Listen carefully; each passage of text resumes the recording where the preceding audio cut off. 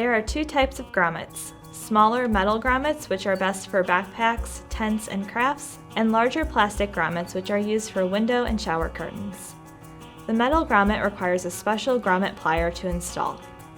To install a metal grommet, start by tracing the inside of the grommet onto your project and cutting out the hole.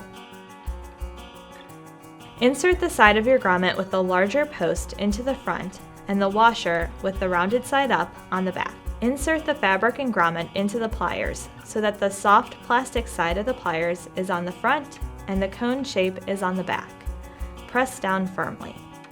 To install a larger plastic grommet, use the provided template to trace a circle onto your project at the location of your grommet. Cut the circle out. Take the raised part of the grommet and insert it into the front of the project. On the wrong side, position the prong side of the grommet over the raised center. With the palm of your hand, press down to secure.